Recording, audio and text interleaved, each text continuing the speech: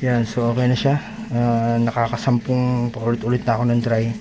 So hindi na lumalabas yung kanyang error na PE. So kanina kasi pag power on ko, pag start, ikot lang ng konti.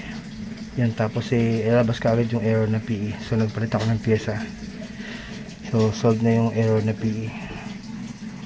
Yan sir, solve na. So, basta sir, mahalaga ngayon 3 months warranty natin. Yung sinabi ko sa'yo nga pala, extended. So yun, binigyan kita. So anong Sa DE niya, hindi na extend. ano sir yun? Kung may DE yan, lalabas yan. Lalabas yan. Sige, kasama na yun. So kuminsan kasi merong siyang nag-glitch. So yung kasing DE na yun, related din doon sa pyesa ng pindutan ko.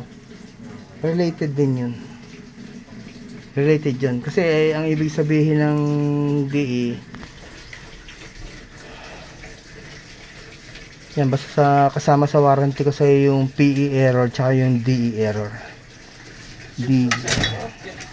Yan, tanggalin mo na. Okay na. Hindi naman kainitan.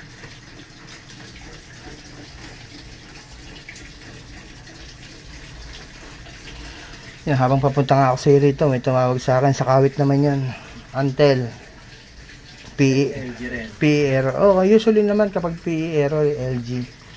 Hindi pa nga niya sinasabing yung LG, sinabi ko sabi niya PE error. So it means ma'am, ano po yan? LG yan. Tama nga, LG. Usually kasi sa LG kasi yan yung PE error. Iba-iba ba ang code ng ano? Oo. Bawat... Iba-iba. So after ko rito, siya ang susunod kong pupuntahan. Pero meron pa akong gawa din sa Lancaster. Brake naman. Nasulo ko na siya.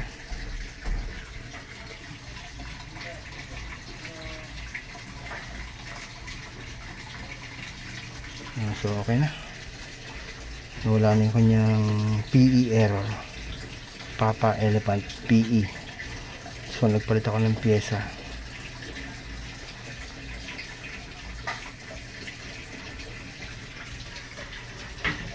So dyan ang mahalaga yung warranty usapan namin ni sir. So usually 3 months warranty ang binibigay ko.